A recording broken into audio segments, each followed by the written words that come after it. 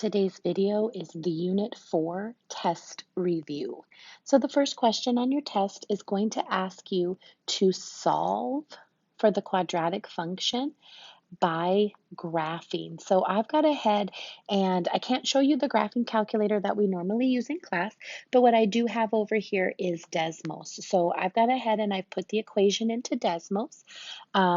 Notice it does just say x squared minus 8x plus 12 equals 0. I went ahead and changed the 0 to y equals and put it in the front, and I now have my graph.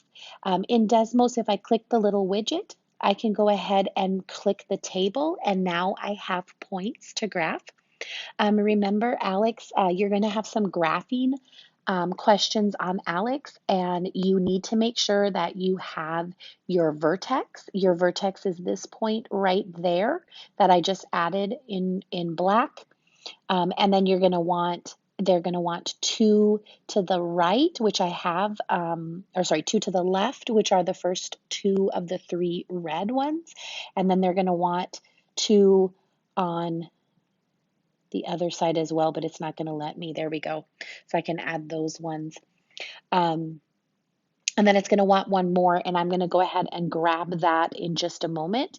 Well, I'll grab it in just a sec. So over here in my graphing, remember, you're going to want in Alex to click that little tool to help you plot points, but you're going to want to go ahead and do, let's see, what is this one? 1 and 5, and then 2 and 0, 4 and negative 4, 6 and 0, and then we should have one right here if it'll let me. It won't let me. Let me see, 6, 7. Let me see if I can add it to it. Let's try 7. 7 and 5. There we go. And now I have my graph.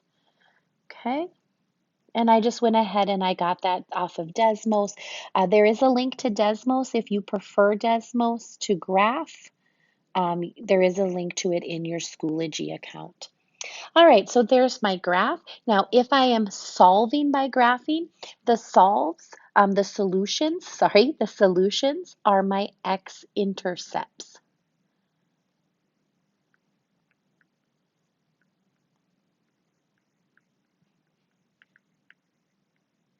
Okay, so where is the graph touching the x-axis? Where is the graph touching this axis? Well, it's touching it right here and right here. So my answers would be x equals 2, comma, x equals 6. Those would be my 2 answers right there.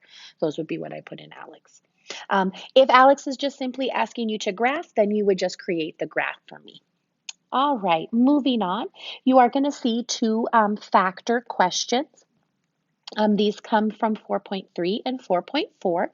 Remember, to factor, you do have to have it equal to 0. So question number 2 is ready to go and ready to solve.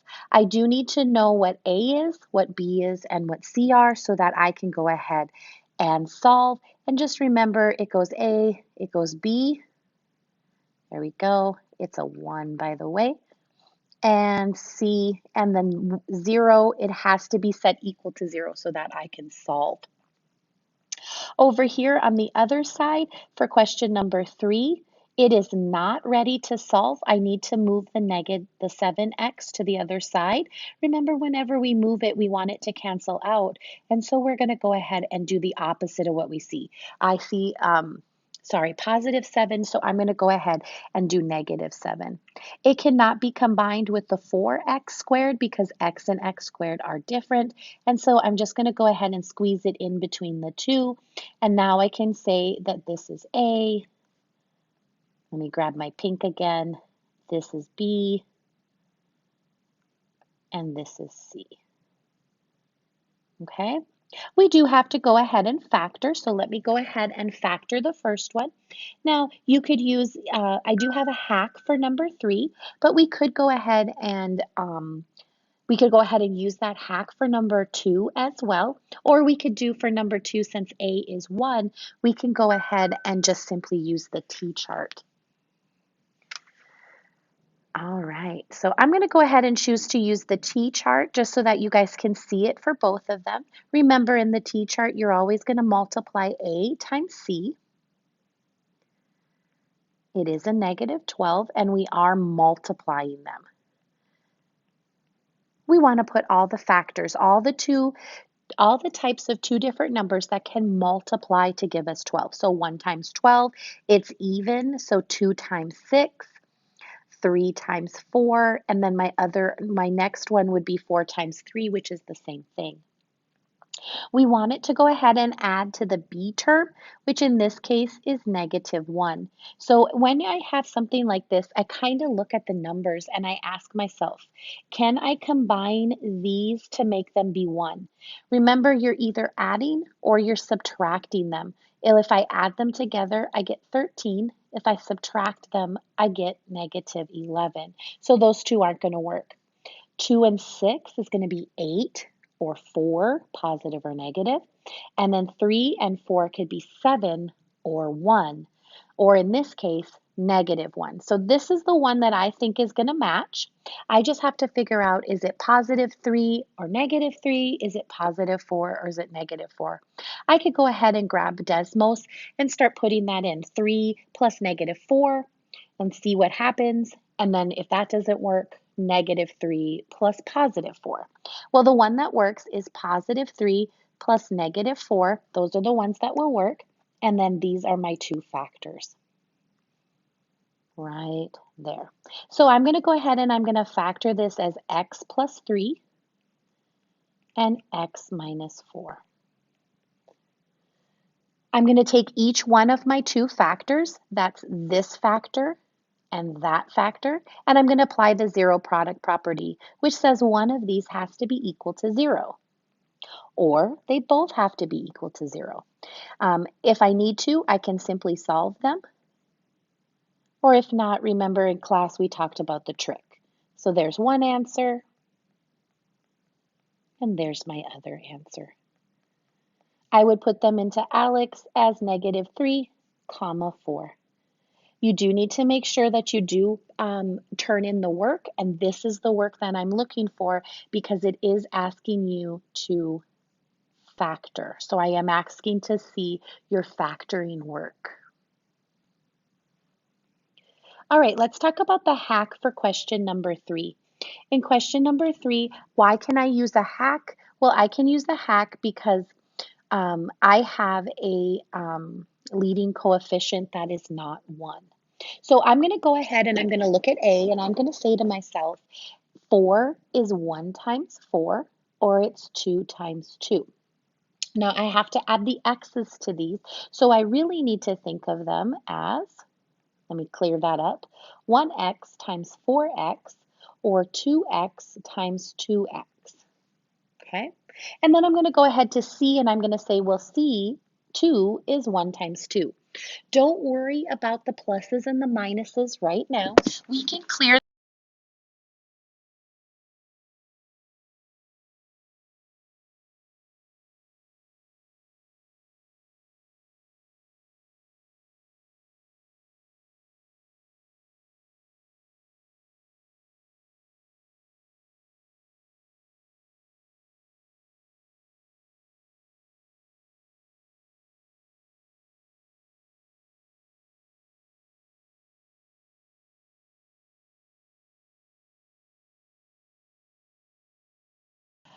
We can clear that up when we do the trick, the hack. Okay, so I would think that 2x and 2x are probably the way that it's going to go.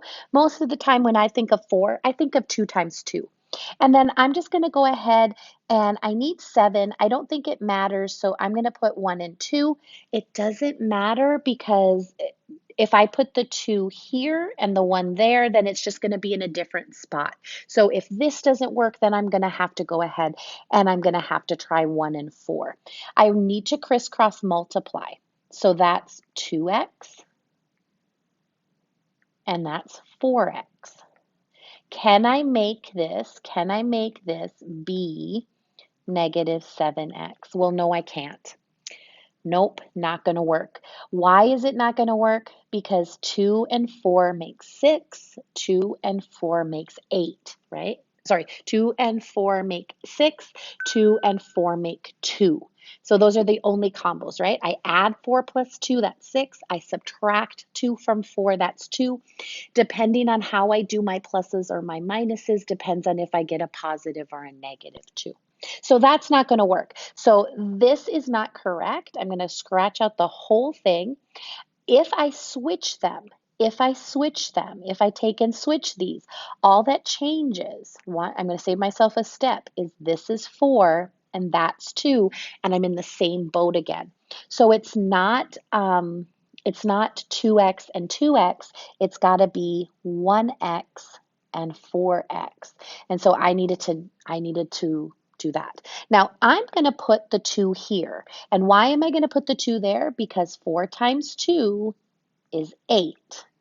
Okay, and I feel like that's going to be better than putting the 2 here, which is 1 times 2 is 2. Okay, so I'm thinking that's a little bit better. And then, of course, the 1 goes there. There we go, cross multiply, 1x times 1 is 1x. I feel like I could make this become negative 7x. I feel like I could take 8 and 1, and I could find a combo in my calculator to get negative 7. I'm going to try negative 1 plus 8. Nope, that's 7. I just put it in my calculator. So now I'm going to go back and I'm going to try negative 8 plus 1. That one works. So negative 8 plus 1x would give me negative 7. These are my factors right here. And I've already gone ahead and factored. So that first factor is 1x minus 2. Notice I don't have to put the 1. It can be invisible. And my second factor is 4x plus 1. So there are my two factors. Just in case if it bothers you, it's invisible, right? It's invisible. It doesn't have to be there. Now we're going to go ahead and apply the zero product property. This one is 0 or that one is 0, and we're going to go ahead and solve. Remember, we talked about the trick for this one. It's just going to be the opposite of what you see. But just in case you're not sure and you don't remember, just go ahead and solve the problem. This one's a little bit trickier. There is a pattern to it, but honestly, I like to solve the equation. Call me crazy. I just like to. And so I'm going to go ahead and I'm going to solve. More than likely, this is going to be a fraction, and that's what makes it kind of tricky. And I would just go ahead and leave it as a fraction.